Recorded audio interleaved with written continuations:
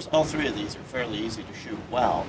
The Shield M2.0 is quite comfortable. It's got a nice trigger. It's easy to get pretty good groups with it, nice tight groups. The PPS M2 is by far the most comfortable in the hand of all of them, and I was able to shoot this one the most consistently, the tightest groups with this one. And the Classic PPS is a little blockier in the hand, but it is quite easy to shoot well. Of all of them, I was able to do the most consistent with this one, the PPS M2. Hello everybody, this is Hammer Striker here. Today we've got three guns on the table. We've got the M&P Shield M2.0 and two different flavors of the Walther PPS.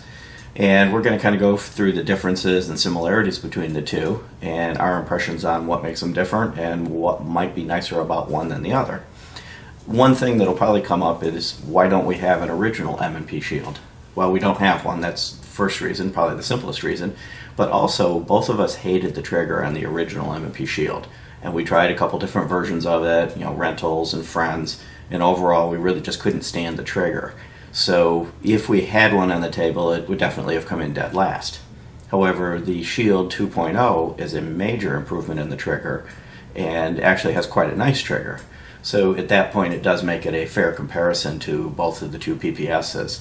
The original M&P's trigger would have lost against either of the two PPSs. So let me first go through, show you that these things are all clear. I do it the magazine in just because it's the easiest way to get them to lock back. We'll get the whole their clear thing out of the way, and then we can go ahead and start talking about them. Okay, first thing we'll talk about is all of these are single stacks. So these are all meant to be in either the deep conceal or the backup gun territory, where you might either have clothing that is kind of incompatible with larger guns. You might carry something like this PPQ on a daily basis as your main gun, but you're going to wear dress clothes today, and this just doesn't fit. So you like Walthers, you got the PPQ, you might look at one of the two PPSs as a backup to it. There is no magazine interchangeability, of course, because it's a double stack versus a single stack. Or you might be the type of person that carries a Shield, or I'm sorry, an M&P as your primary gun, and you like the Smith and Wesson and you like the way they feel. Well, this would be a good backup gun. It'd still allow you to have 9mm. So those are some of the why would you have a gun like this? Mostly it's because you've got a bigger gun and you can't carry it in what you're wearing, or you just don't want something this big to begin with. You're looking for something inobtrusive and small and out of the way. So what are some of the advantages to the Shield? Well, number one, it does have a significantly improved trigger. It's actually got quite a nice trigger. It has really good solid 3-dot sights, real easy to see and real easy to follow up on. And it fits comfortably in the hand. It sits well. And has front and rear serrations that make it easy to either press check or cycle. And it's been a reliable gun. We've taken this one out and we've had no trouble with it whatsoever. So let's look at the PPS Classic. Now these are getting a little harder to find as the M2.0 takes over, but they're still out there and still available. And actually, even though these had an MSRP when they were the gun, they had an MSRP of over $500 and tended not to get discounted frequently. Now, if you do find one of these, you can actually find it pretty much significant discount. Now, both of these guns have an MSRP, which would be the PPS M2 or the 2.0 and the M&P Shield 2.0. They both retail right around the same, $469 to $479, and of course you can frequently find them on sale. Going back to the PPS Classic, this had a lot of cool features. It had a paddle release, which some people don't like, those are a little bit contentious. But one thing about this paddle release, number one, it's a longer one, so it's easy to get a hold of. And number two, it's by its very design, it's ambidextrous. I can get it with that finger, or I can get it with that finger, and it works equally well. So you have a full ambidextrous magazine release. The takedown procedure on all three of these guns is fairly similar. This is the Glock style. You pull the trigger, pull it back a little bit, pull down the two tabs, and slides apart. And all the controls are flush and well out of the way. All three of these guns are relatively thin. The Shield is a hair thinner. It comes in at 0.9. The two PPSs, Walther claims them to come in at 1 inch even. This one actually, without the grip sleeve, is a little bit thicker because the grip does actually kind of have a bulge. Hammer put a grip sleeve on this to make it a little more comfortable and easier to hold on to.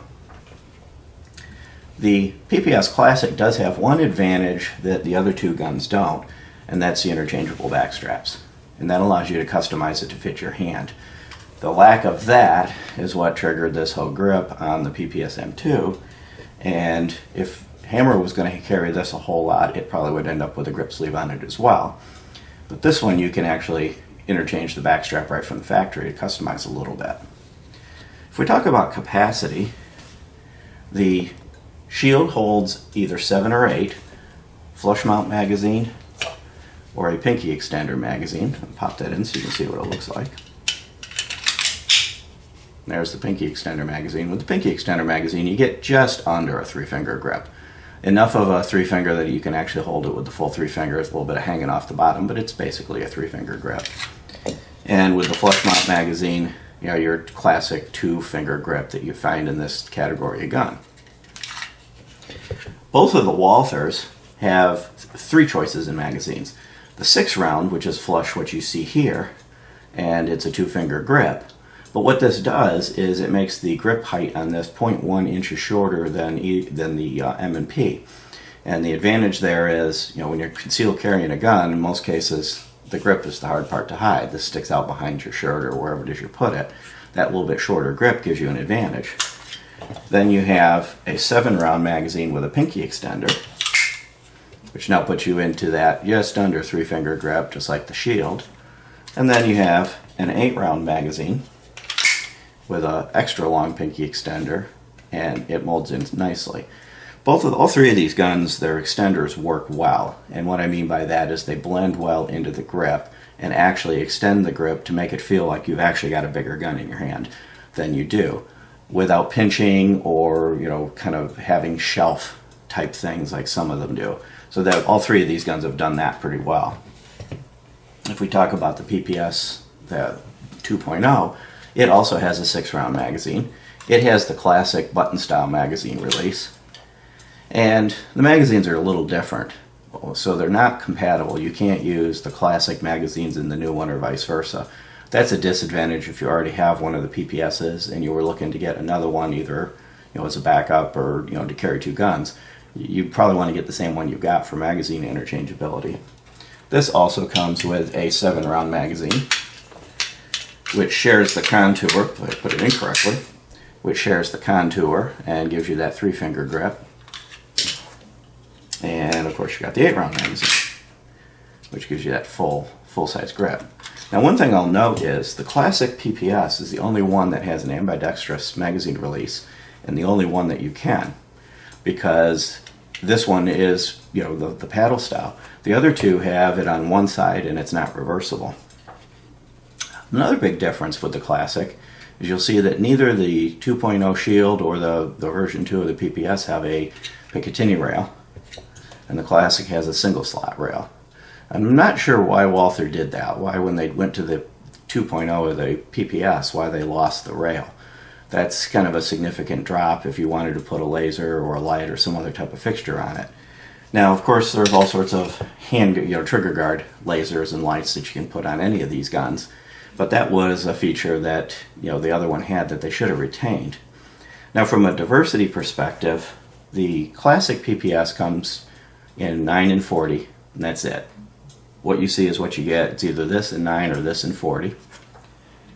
The 2.0 of the PPS is also available in 9 and 40, but it's also available with a factory laser configuration and with an optics ready, where the slide has been milled for an optic. So there's a little bit of diversity there. But when it comes to diversity, the Shield wins that. There's 20 different versions of this thing, with and without thumb safety, different colors, you know, flat dark earth, etc., etc. So if you've got kind of specific needs, there's a high probability you'll find a Shield that meets that specific need. And the only other thing that's probably a noticeable difference between the various guns is weight. The Shield is the lightest, and by a noticeable amount. It's 18.3 ounces unloaded, whereas both of the 2 PPSs come in around 21.5 and 21.1. So anywhere from, you know, 2.5 to 3 ounces heavier for the PPS than the Shield. And that can make a big difference depending on where you're planning on putting this thing, especially if you're looking for an ankle gun. Now, I mentioned the takedown procedure on the PPS was the Glock style, You pull the trigger and pull down the little tabs. This one works similar, other than you lock it back and you flip this lever down. And inside there is a little tang. It's kind of hard to see. You can kind of see it sticking out in there that you can push down to disable the sear mechanism to avoid pulling the trigger. It's optional. You could either use that or not. But the takedown procedure on this is slightly different, but equally easy. So any of the three of these that you may choose are going to be very easy to maintain. They're going to be very easy to use. And all three of them were easy to shoot at the range. Now we did find some differences in that Hammer has had this gun for a long time. And this is one of the guns that, pretty much any day of the week he can take it, pull it out, shoot it reliably, pull good groups with it, and easily shoot it. He was a little less able to shoot this one reliably, but he also hasn't had it as long, and he's having a harder time customizing it to his hand. Now I can shoot the 2.0 of the PPS more reliably, more consistently than the Classic, and I think it's just because it happens to fit my hand well. The Shield, both of us were able to shoot well and shoot reliably. So any of these have proven themselves to be able to pull good groups, be absolutely reliable. None of these have had any function issues, and all of them seem to be just a good high quality gun that is perfect for deep conceal. Now I've talked about the trigger some, so let me demonstrate the trigger on the Shield, which is of course still unloaded. A little bit of take up. It does have the hinged trigger, that's part of the drop safety mechanism, but it doesn't pinch your finger, it's inobtrusive, and it works well. Then there's the brake. Moderate reset, it's almost all the way out. Then you're back on the wall, and the brake again. I'll show you the PPS, which of course didn't magically load itself either. It has a split trigger similar to Glock's, and again part of the drop safety mechanism. It has a little less take-up, and it does have a little smoother take-up. The take-up and trigger operation on the PPS is a little smoother than the Shield. Very short, crisp brake. Fairly short reset. It does have a tendency to bounce a little bit when it comes out, so you don't always end up right on the wall. But then a really, again, real short, crisp brake. One quirk that the PPS has, the Classic one, is when you go to pull it back, it kind of sticks and hangs up. And then when it goes back together, it kind of acts like it's hanging up, and then it pops back together. It's not malfunctioning. It has something to do with the barrel lockup mechanism, and all the Classic PPSs do it. It's been absolutely reliable, so that's not a function thing. But when you feel it, it feels weird. And then if we go to the 2.0, that's of course butter smooth. This is one of the smoothest slides on any of these small pistols that I've ever felt. Again, split trigger. A little more take up, and just a little more creep in the brake. I would say that from a smoothness perspective, this is a very smooth trigger. From if you like a smooth trigger without a crisp wall, this will be a much easier trigger. But it is a little bit more vague. And there's your reset. It's a little longer than the Classic because there's all the way out.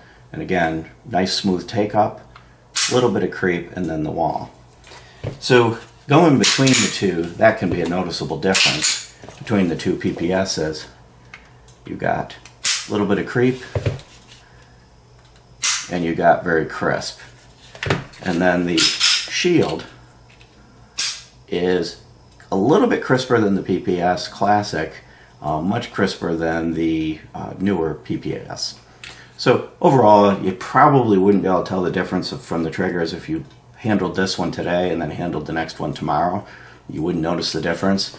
If you handled this one today and then handled a original MMP Shield tomorrow, you would notice a big difference. So the difference between these three triggers is pretty close. Now let me stack them up side by side so that you can see them and see what the relative size is. The order I've got these things is, I've got the PPS Classic, I've got the Shield, and I've got the PPS 2.0. And you'll see that the PPS Classic is this, kind of the straight, flat up and down. It's the same thickness at the top as it is at the bottom. It's just kind of just right on down. There's a little bit of contour to the Shield, and then more contour, of course, some of which is obscured by the grip sleeve, but more contour to the PPS. If I pick them up so that you can see the slides are nearly identical. You can barely notice that 0.1 inch difference. And all three of them, you can see, have really nice 3-dot sights. There's the front sights. All sights are replaceable. The dovetailed at the back, and then the dovetail of the front on the front side is dovetailed on the shield, and then it's a screw that you unscrew from the bottom on the two PPSs, so you can swap out the sights. From a height perspective, I'm going to reorder them a little bit because both of the PPSs are noticeably shorter than the shield. So if you have the 6-round flush magazine in here, you do give up a round, but you get a shorter gun. If you put the 7-round magazine in any of 3 of these, it'll be flush on this one, of course, and then pinky extender on these 2. Then at that point, you've got equal height of the grip, and you've also got basically equal capacity. So you have the potential in the PPS to be a little smaller if you need it to be.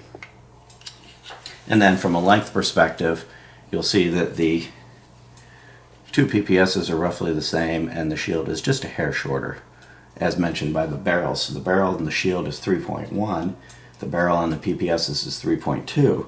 But one noticeable difference, this one has a polygonal rifling barrel, which theoretically gives you a little bit higher pressure and a little bit better bullet stabilization, which in a short barrel can make a difference at longer ranges.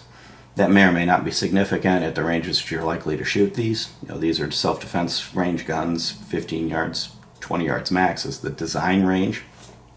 But all 3 of them are capable of going well beyond that. If I had to pick one of them, it would probably be, just by a hair, probably the new PPS for me, probably the classic PPS for Hammer, but it didn't matter which one of these 3 you came home with.